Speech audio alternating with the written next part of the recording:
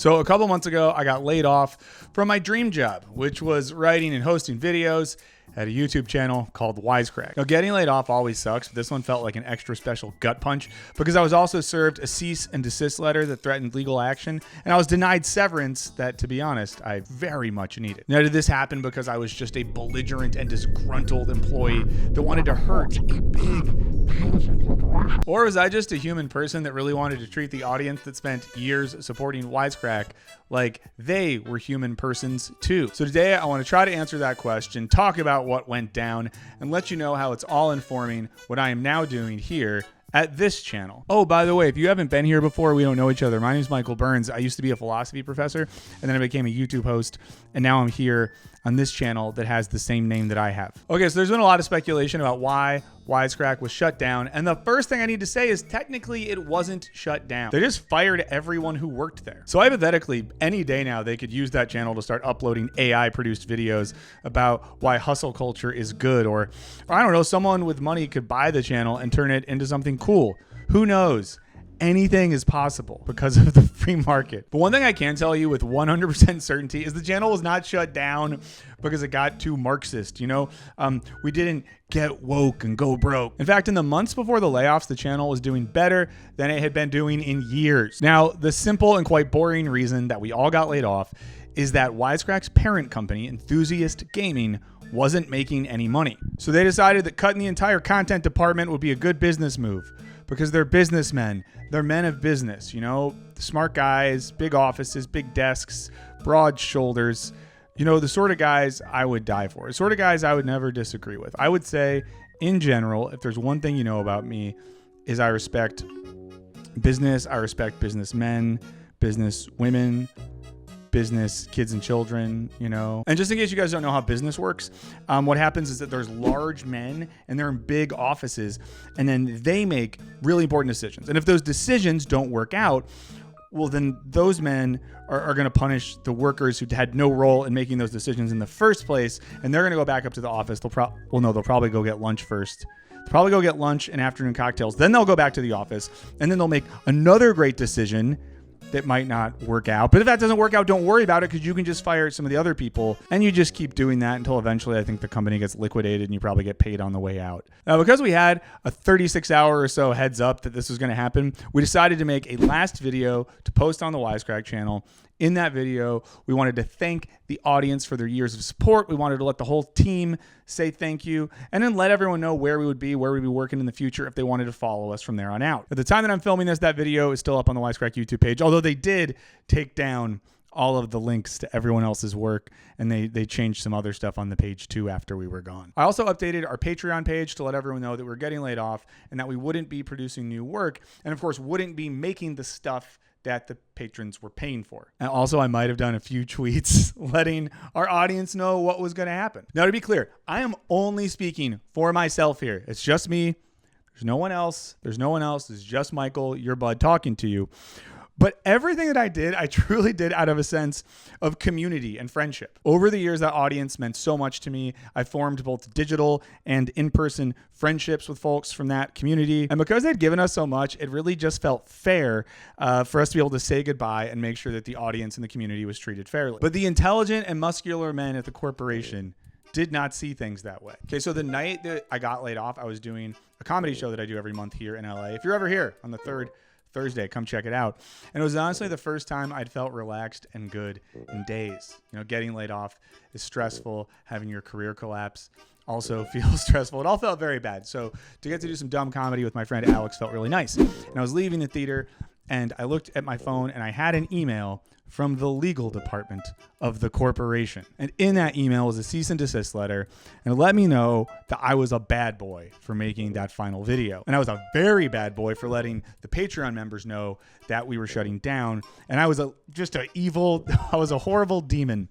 I was a bad little guy for some of the Twitter posts that I did on the Wisecrack account on our final day. But to me, the Patreon thing seemed very fair and very human, as people were paying money to support a group of people who were making things. And those people were no longer going to be able to make those things because they were being laid off. To me, this felt as simple as you are paying for a good and a service. We are no longer able to provide that good and service. Thus, you should not pay for that thing. Let me know in the comments if that's bad. They were really mad at that. And to me, that just seems really obvious. Because without this warning, people would then just be donating $5 to $10 a month to some Canadian company for no reason. But hey, if you support corporate big boys doing big time things and just want to give them money, then hey, more power to you. And regarding the final video, it's something that the team had discussed and that we had cleared with our boss before posting. Now, I did include links to all of our team's information and other projects in the description once we were out. They deleted all that, but I assume for good reason, because again,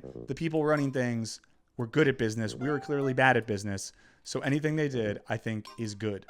And this holds up in court. And this all led to both the threat of legal action from the company in the form of that cease and desist letter and me being denied the severance pay that everyone else who got laid off received.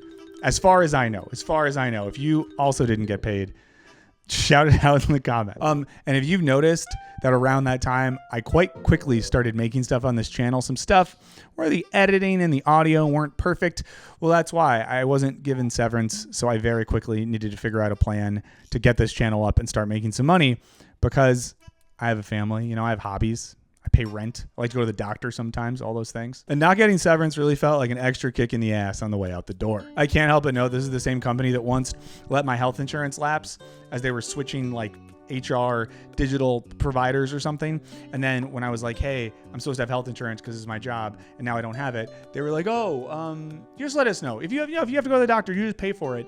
And like, let us know, we can like reimburse you or something. It's all good. It's all good, dog. It was not all good, dog. Oh yeah. And they also stopped paying me when I was on paternity leave. I was home with a new baby and they were supposed to pay me money, and then they stopped paying me money. And I had to spend hours on the phone and sending emails so that they could pay me money again so I could take care of my family who had just had the kid. Now, something I learned through this is that there is an absolute contradiction between using digital media to foster genuine human community and using digital media as a means for the creation of profit. Because what I viewed as the right things to do out of respect for the Wisecrack community were viewed by the brilliant business gods as an all-out assault on corporate profits. And that's because from the perspective of the well-fed alphas in the C-suite, well, people don't really exist. Only data exists. And our only value is the data that we can offer corporations. And when I made the egregious error of treating data like humans, well, I betrayed the Canadian stock market. And this was always going to be a problem for Wisecrack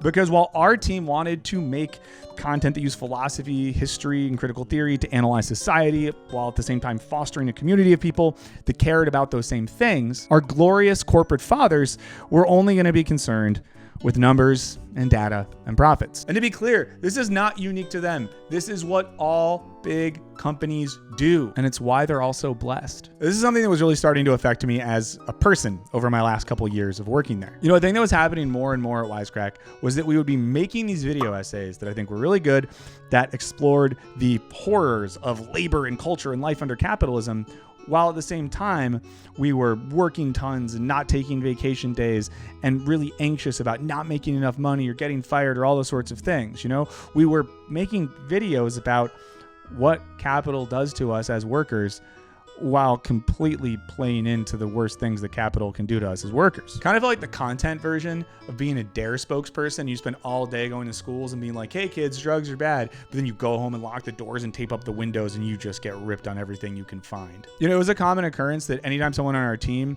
would take vacation days, we'd send a message to be like, but I'm off, but just so you know, you can message me if you want me to read anything, do let me know. Hey, I can jump on a call if we need, just let me know. You know, it's like we were afraid to stop working. We were afraid to take time off. We were afraid to just prioritize our own humanity. It all had pretty capitalist realism vibes, and that we were able to make videos about the existential and social horrors of neoliberal capitalism while being unable to imagine not following the rules of that system. And I'm not just saying that like, oh, we were unable to start a workers' revolution. It wasn't even that, you know? We felt unable to take a week off work and close Slack. And I was also increasingly feeling weird about how much of myself I was pouring into the channel, especially in stuff like live streams, because I was putting so much of my own person into the stuff that we were making. I was building relationships with the audience, like as a real person, as a real human being named Michael. All the while, that content was not owned by me. It was owned by a company of world historic geniuses that were able to profit off of my person. The more that the brand reflected my personality, the more I felt like I was just starting to give my soul to the big data machine in the sky. And, you know, none of this is specific to me or this team. Workplace alienation is real. It's something we talked about so much on that channel. It's something I'll keep talking about here. It's something I'm sure a lot of you have experienced. So if anyone wants to vent about workplace alienation, you can do it in the comments here. I'll read most of them. I'll probably comment on a bunch of them as well, so feel free. But again, I think the theme with a lot of this is the contradictions, again, between being a human and doing human stuff for other humans, and instead having to not be a human, to be a performer, to be a brand, and not to do things for humans, but to do things for algorithms, to do things for data, to do things to make sponsors happy. It all gets very dehumanizing very fast and feels bad. It doesn't feel great when all that is happening. And listen, I was lucky to have a job. I get it. It's a pretty fun job. I was lucky to have it, but it doesn't mean that it didn't feel bad sometimes. You're still allowed to feel bad even if you have a job. Now, believe it or not, there are some positives. I did really learn some things from this experience. One thing that's been really cool is a lot of my former colleagues from both Wisecrack and Enthusiast Gaming more broadly have been working together and combining forces and supporting each other on all types of new creative projects. I will link to some of those projects in the description. Now, this is important because in the same way that corporate ideology can dehumanize audiences and communities and just turn them into little profitable data machines, it also takes human relationships between coworkers and turns them into competitive things. Anyone who's ever been through a round of layoffs and has survived to tell the tale knows what I'm talking about. It creates this sense in which, you know, the success of your colleague is a potential threat to your survival. And of course, this only benefits one group of people. And that is, of course, the barrel-chested business beasts that make big-time money moves from behind their big glass desks. Now, starting this channel has honestly been pretty scary and pretty stressful for me. But one of the best parts about it has been being able to collaborate with some people I know who are also affected by those layoffs. You know, having those people help me edit videos here, work on concepts for ideas, help me figure out how to make a thumbnail that doesn't look terrible. All of this has been really great. And I only know those people because of the place that I used to work before. So shout out Greg, shout out Henry, shout out Lux, shout out Felicia, shout out everyone. If I didn't say your name and you've helped on this channel, I'm sorry. I've been going through a lot, okay? Okay, so enough about what was. Let's talk about what is. Let's get into what's happening now. The upside of all this is now I get to take everything that I've learned through my experience at Wisecrack and apply it right here to this channel, which again is just my name. Me and this channel are one. We're the same guy. And I'm not gonna lie, I wasn't really ready to start my own thing, so it's all felt a bit rushed. But one of the few things that's made it manageable is being able to ask for help and advice from some of my old colleagues from over at Wisecrack and Enthusiast Gaming, and from some of my favorite YouTubers who have been shockingly so nice and generous with their time. If any of you watch this, thank you so much. You know who you are. But I was thrown into all of this pretty quickly out of financial necessity. In case you missed it before earlier in the video, I did not get severance pay. So I'm just now taking the time to step back a bit and think about what I want this channel and this community to be and what sort of values that I want to let drive the things that I'm making here. And I know that we're all really tired of the whole Joe Rogan of the left conversation, but I do think it's more important than ever that we have an independent media ecosystem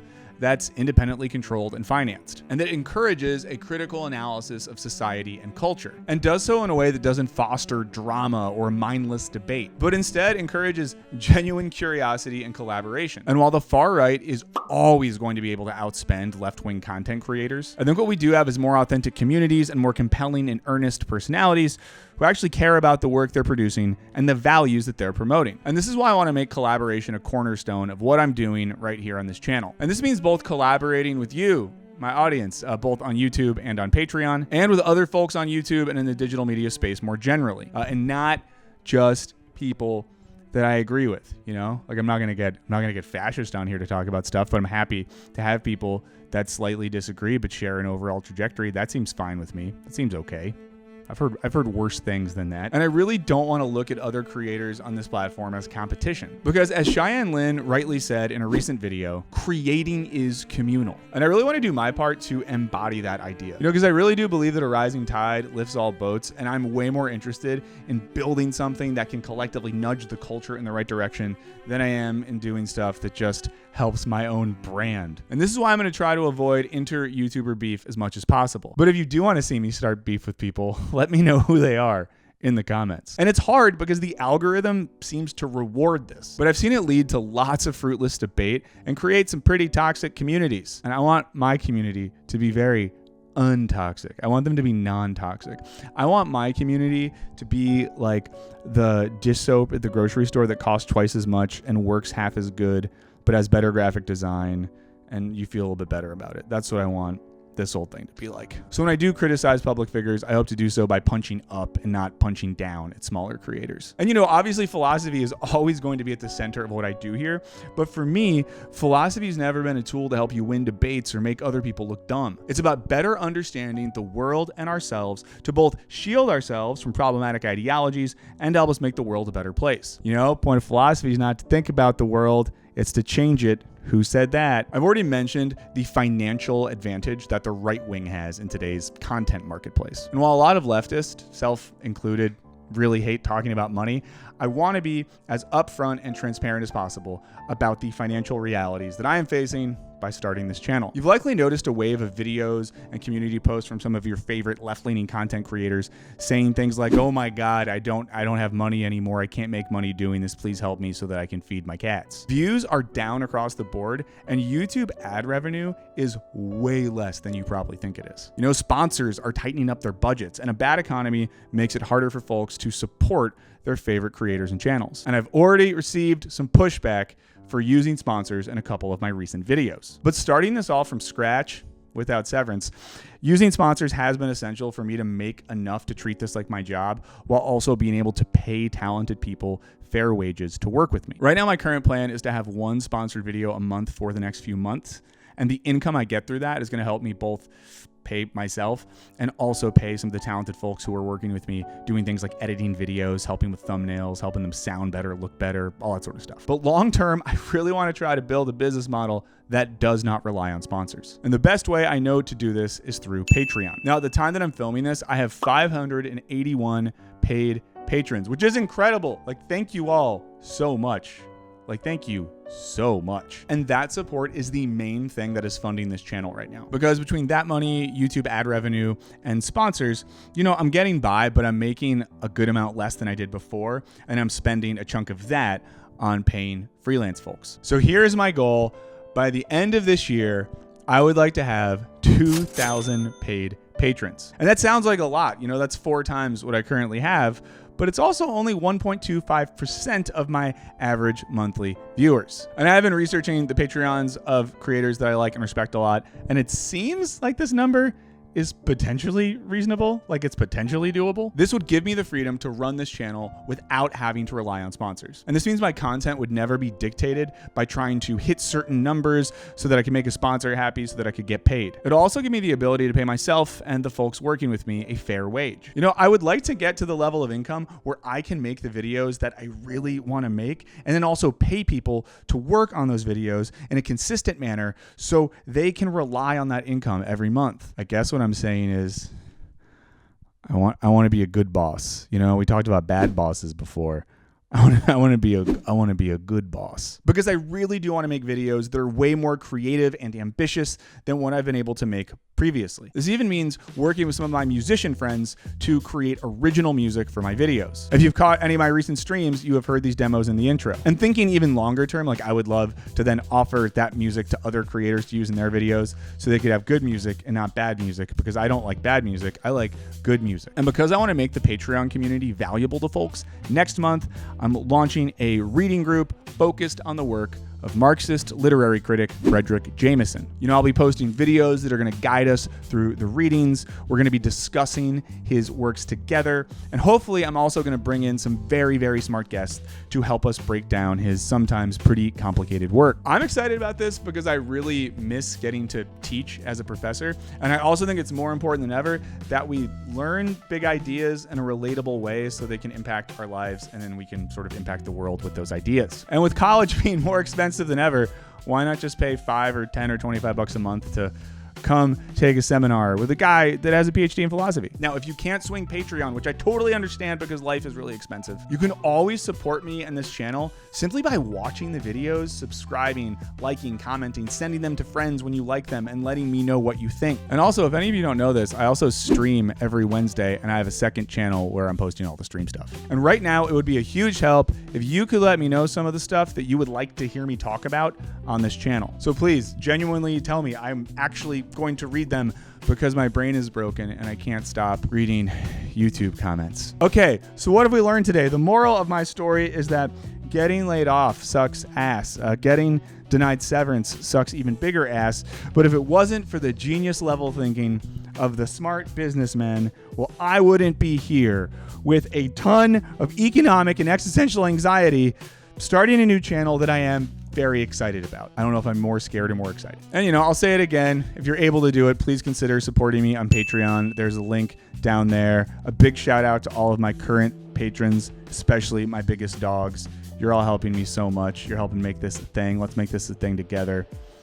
I don't know. I want to say I love you, but I'm not supposed to. Someone said that once. Someone said I'm not supposed to say I love you. So I love you, but don't tell anyone else. That's just between us. It's just between us that I love you.